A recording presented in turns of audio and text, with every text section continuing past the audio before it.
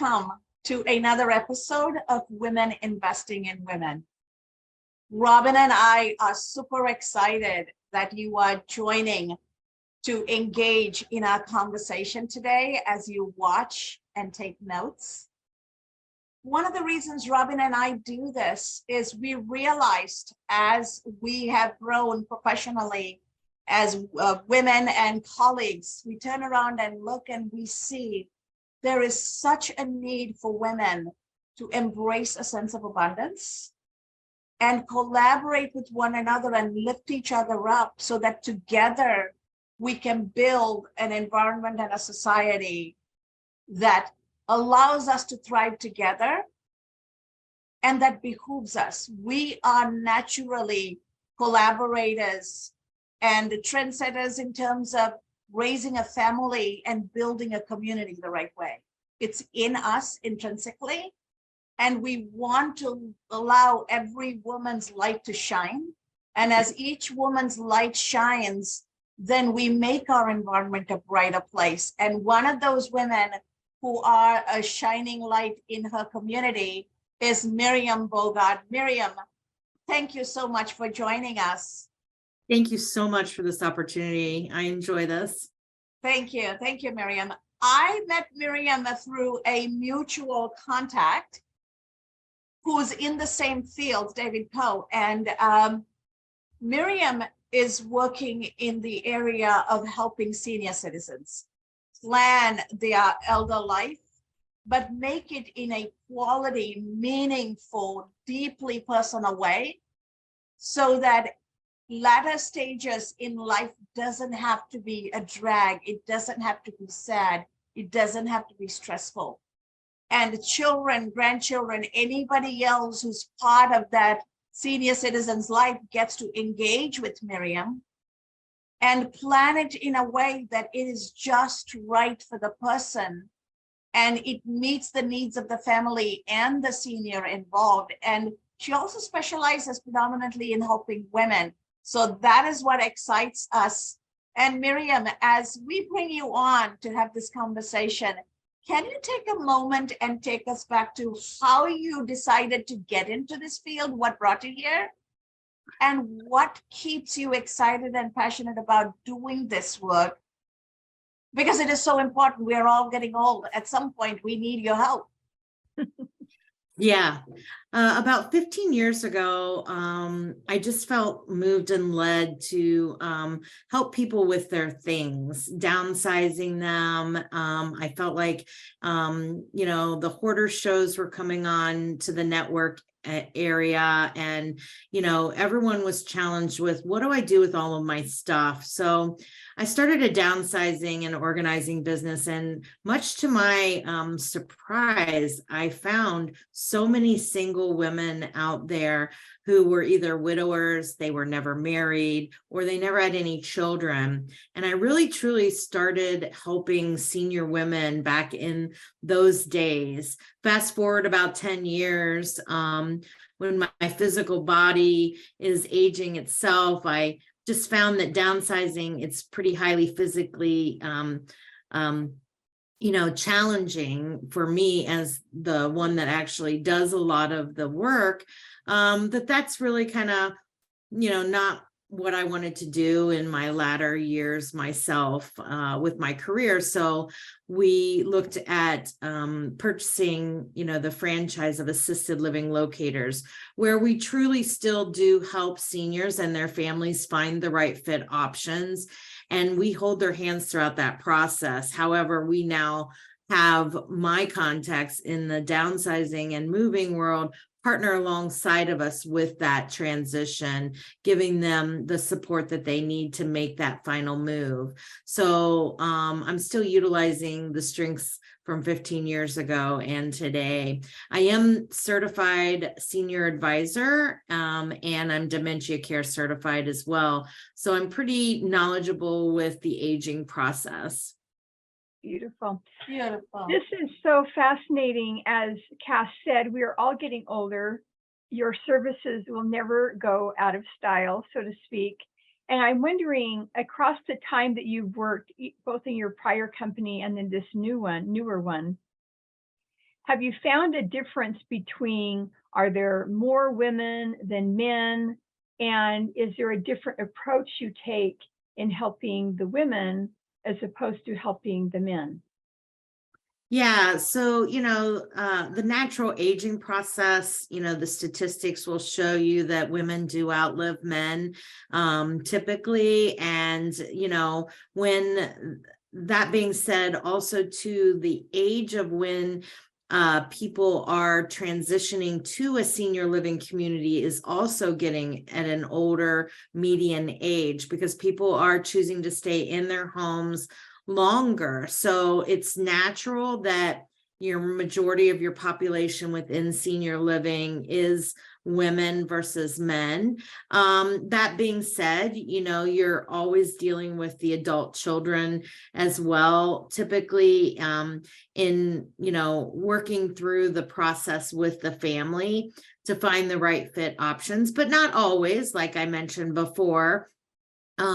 There's a lot of single women out there, usually, when there's a death of one spouse, that kind of triggers the family to get together and say, what is, the well-being of the spouse that's still living, what environment are we, putting that person into that has lived with their loved one for 40, 60 years as a married couple, and how does that change the dynamics of their healthy life for the rest of their lives?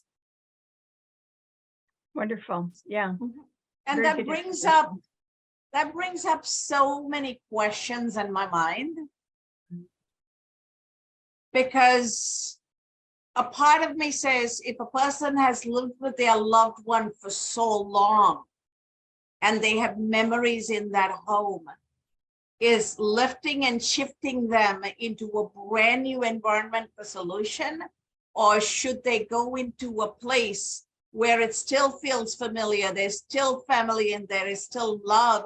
And should the transition, if at all, be gradual from a psychological and spiritual perspective? Because otherwise it's like, oh my God, the person you loved just died, therefore you don't get to have a home, you just have to move to an outside home.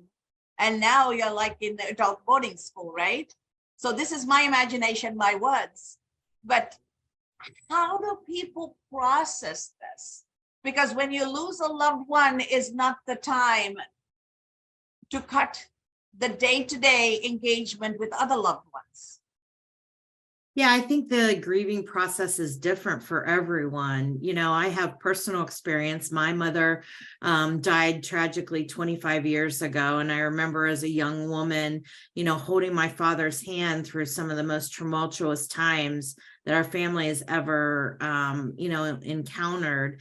And I think, and then through my work, as a downsizer, I ran into so many situations where the other spouse has passed away, and grief is different for everyone. I run into people that, they want to preserve the clothes and keep everything the same, for forever in their lives, when their loved one has passed away. And then, I run into other people that are like, nope, I'm ready. I can't bear the memories of this home without my loved one. So, I think it just comes down to what's right for the individual. And then you also have to consider the dynamics of where the children are potentially, in today's world versus, 50 years ago. Children are all over. I mean, you're out of the country some of the time. So, we're in a more transverse, universe where people are living, in multiple areas of the world. So I think it just kind of varies with the support that's around them. I deal with a lot of families that where the parents have stayed in, I just moved a couple up here from Georgia. No one else is in Georgia except the couple, because that's where they raised their family. All the kids moved elsewhere. then one of the spouses died. So it made more sense to bring mom up to be closer to one of their adult children. And that's what happens. Beautiful. You know, I'm wondering, over the course of time that you've been in this industry in general, what have been some of the changes that you've seen, not only for the client, so to speak, the person who's getting older, but also in the families and how they deal with the situation? Have you seen kind of some trends, some changes over time that you've been in the industry and in this job specifically? Yeah, so I mentioned to you, you know, what happened to our family 25 years ago. And 25 years ago in Columbus, Ohio, assisted living was not an option. Assisted living has been an industry change that has happened gradually over the past 25 years. It's really new to the aging process. You know, when my grandparents or my distant relatives, as a young child, I remember going to a rest home or a nursing home to see our family's loved ones in those latter stages. And the whole industry as a whole has changed over the past 25 years. That being said, the pandemic has also, created new opportunities of ways to connect with families. And I think the senior living communities as a whole, no matter in what level of care that is, have been so resilient to this change with the pandemic, opening up new opportunities of virtual, communication with family and loved ones, obviously with social media, allowing family members to log in and engage of what their loved one is experiencing throughout the day in possibly pictures or things like that, that has truly opened up opportunities for then that communication between the adult children and their loved one in a community. They have something to talk about. Oh, mom, I saw you on, participating in that chair aerobics this morning on Facebook. How did that go for you? So it starts conversation and continues to allow that engagement with the other family members long term. And I think that the communities are very sensitive. It was a very tumultuous time in our country, closing the accessibility to our senior loved ones in the facilities when the pandemic started for about 2 years. But I think we've learned a lot from that, and nothing but positive, I think, has come out of that. And how are we going to handle it again if it happens again? What are the ways that we can alternatively engage with our seniors and continue that process, throughout their lifetime? Beautiful. And that has been a good thing for us, right? All the progress that has been made. And Yeah. as you are talking about COVID, I am sitting here smiling because I very distinctly remember a middle-aged son was so upset he couldn't see his mother. He rented a bucket truck and drove up to his mother's assisted living facility and had the thing lifted so that he can go up to the window and talk to his mother. I will never forget that image. That is forever seared in my mind. People found creative ways to stay in touch with their loved ones. And to me, that speaks about humanity, right? In the depth of all the trouble we were having, we still had humanity. Mm-hmm. So pivoting from that, my question is, women always are the caregivers, as mothers, as then grandmothers, as wives. And you mentioned that you're dementia certified. The more we care for other people, the less time we take for ourselves, the less care we give ourselves. And women also live longer. What correlation are you seeing in women's role as caregivers and the appearance of dementia? And is there a way to prevent that for women who give so much and take so little for themselves? What can they do to prevent getting into that cycle of dementia?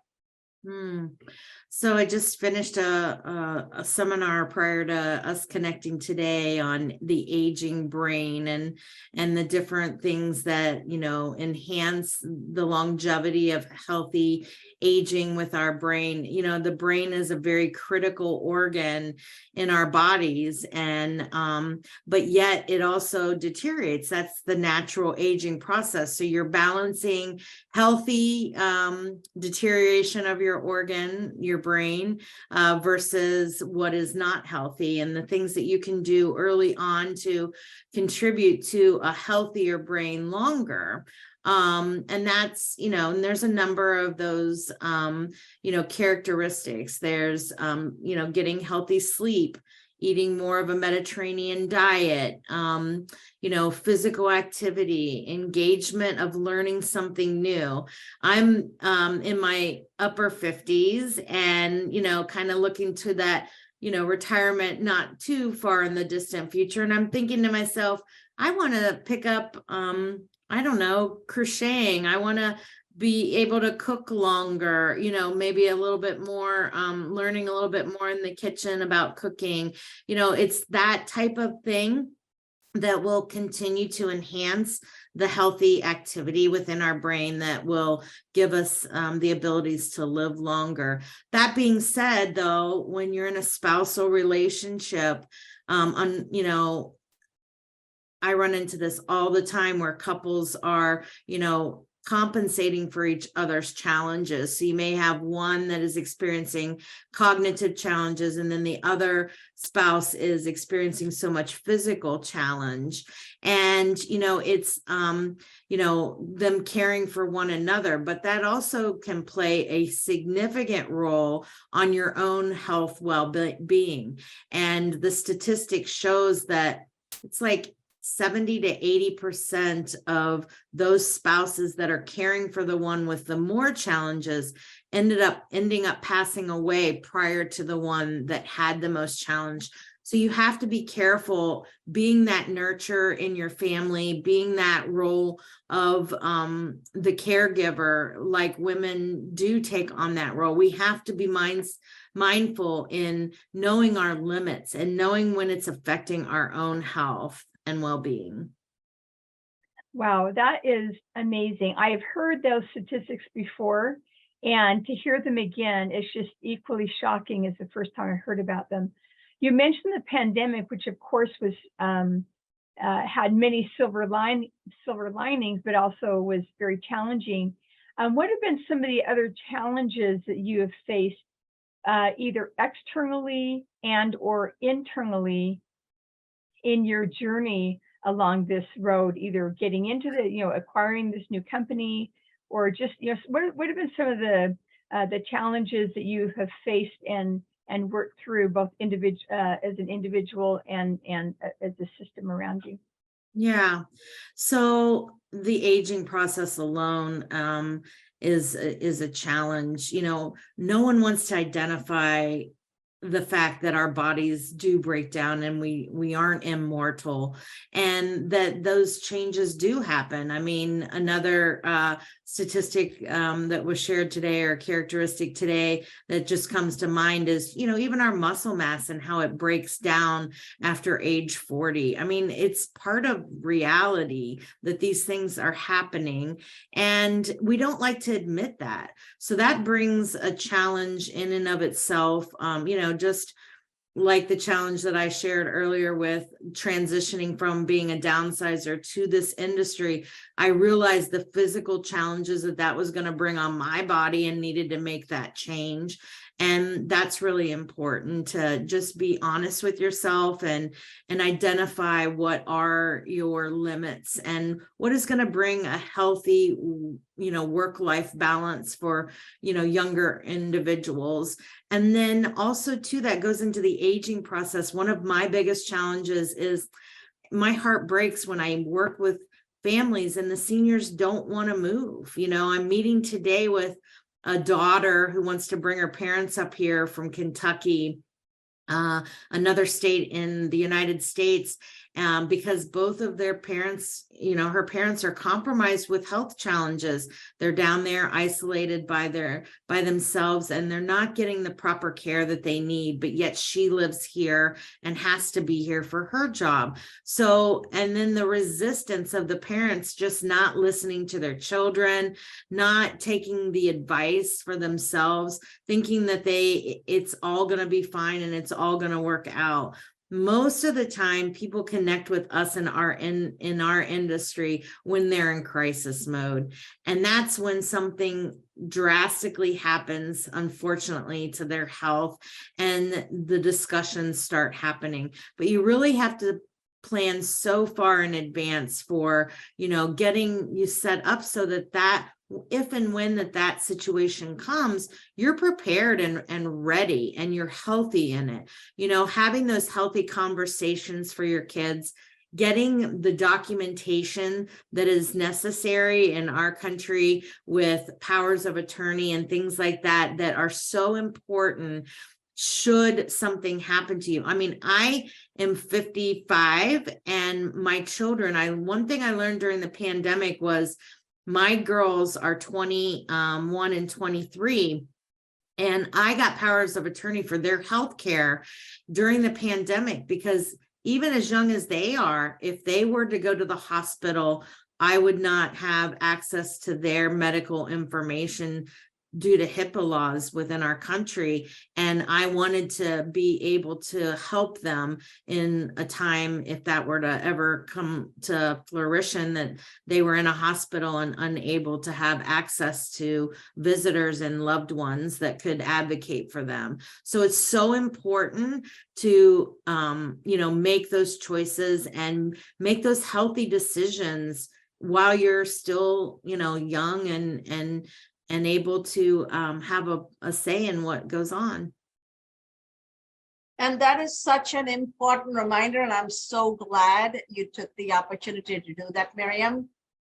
I also, as a finance professional, advise people not just the healthcare power of attorney, the financial power of attorney, the living will, everything needs to be in place for every member of the family, because we don't know where life is going to go, and we don't know what the world is going to do, right? So that is such a valuable reminder. So as we start winding this conversation down, I want you to share two things. One, how can people get a hold of you? And two, what is that special story you want to leave in the mind of people so that they can carry it with them and use it to empower them and do the right thing and make better choices at the right time? Yeah. Thank you so much for having me on. Our website is www.assistedlivinglocators.com/East Columbus is my specific web page. You can also reach out to me at Miriam B at assistedlivinglocators.com. Just connect with me. I am an educator in this industry and an advocate for seniors and their families. If you just have a simple question, feel free to reach out to me. I will be happy to do my best to answer whatever, concerns that you have. And then lastly, like I said, it's giving gifts to your loved ones wherever you are in life. If you're an adult child, giving the gift of being responsible for your parents and realizing that they're aging and doing the right thing and caring for them, whatever that looks like for you. We get it. Sometimes we're not always able to be the one that does the care. Sometimes we're not gifted in that area. It's okay. You don't have to be Superwoman, but it's connecting with the right people to make that plan and identifying that for the loved one. That's the best gift that you can do.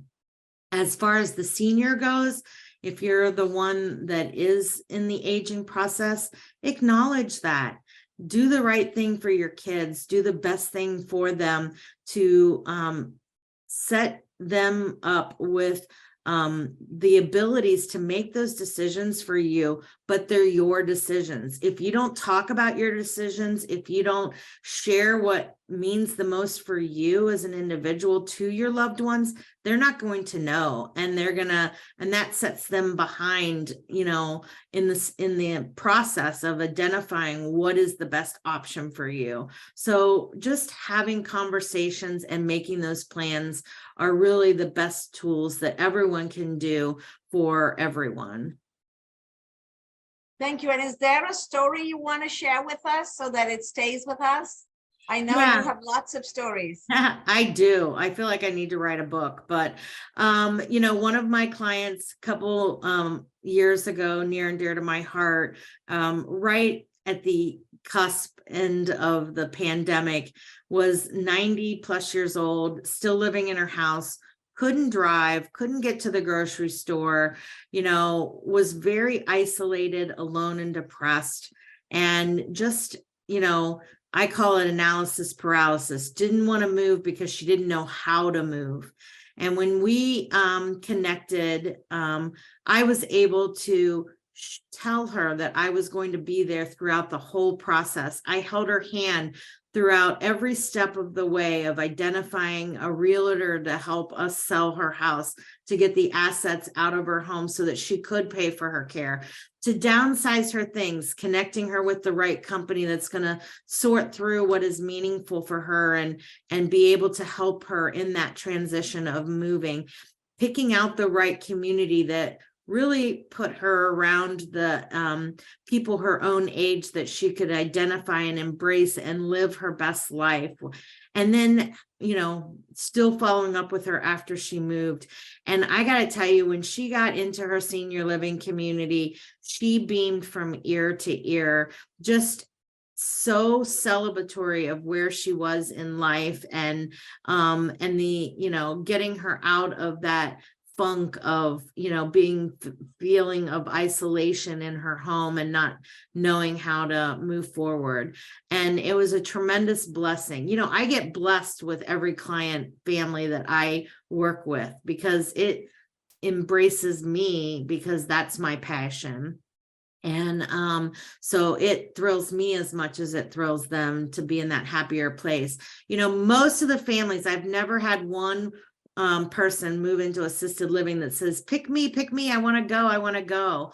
But what happens is about 30 days after they embrace that change and make that transition, they are thanking me. They are thrilled, and they're questioning, why didn't I do this sooner? Being around, you know, the life within the community and people their own age, and the true sense of engagement.